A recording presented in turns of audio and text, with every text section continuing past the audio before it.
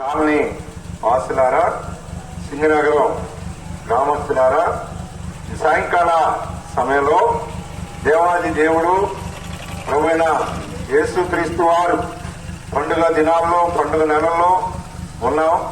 మరి అనేకమైన పనులు బిజీగా ఉన్నారు. అయినప్పటికీ కూడా ఈ సాయంకాల సమయంలో దేవుని యొక్క మాటలు కొన్ని మీ దగ్గరకు తీసుకొచ్చి ఉన్నాం.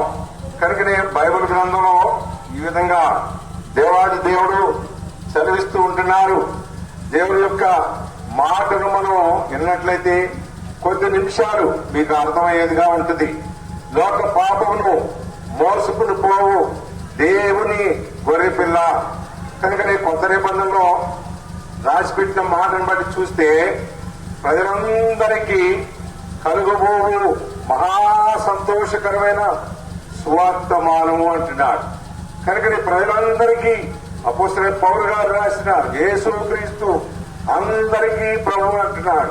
మనమందరికీ కూడా యావత్తు ప్రపంచానికి, భారతదేశమే కాదు ప్రపంచానికి ఆయన సృష్టికర్తలాగా ఉన్నాడు.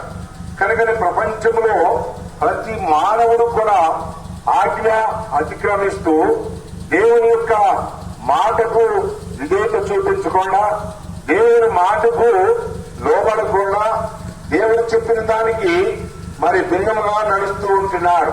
అందువల్ల పాపం అనేది ఆ మానవుల్లోకి వచ్చింది.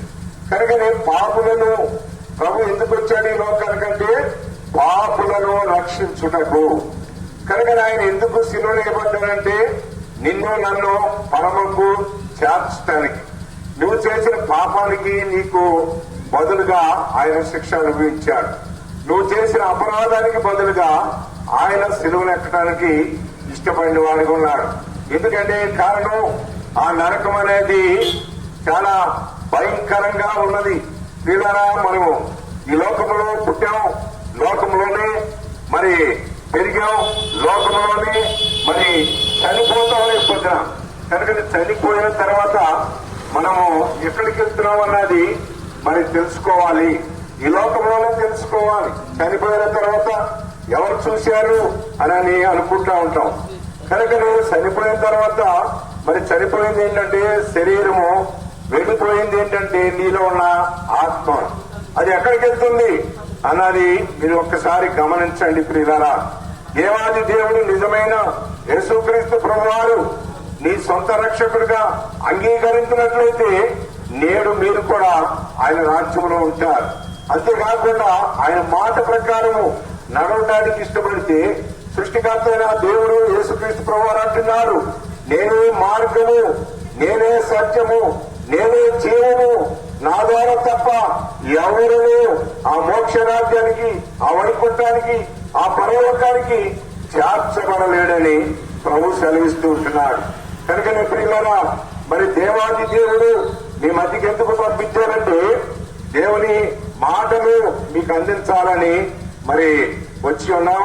మీరు ఇంకెక్కువగా తెలుసుకోవాలంటే మీకు సమీపంలోనే బెతెస్దా ప్రార్థన మందిరం ఉంది. ఆ మందిరం దగ్గర ఈ రోజు స్పెషల్ కూడిక కూడా జరుగుతుంది.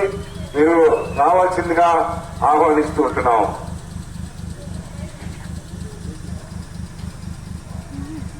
ప్రార్థన చేస్తానండి. పరిశుద్ధ ప్రేమ తండ్రి, ప్రముఖమైన సృష్టికర్త దేవా, మీరే కనికరం చూపించి దయ చూపించమని, అనేకుల రక్షించమని, ఇంతవరకు ఇచ్చిన పత్రికలు దీవించమని యేసుక్రీస్తు నామమున అడిగి వేడుకున్నాము తండ్రి. ఆమేన్.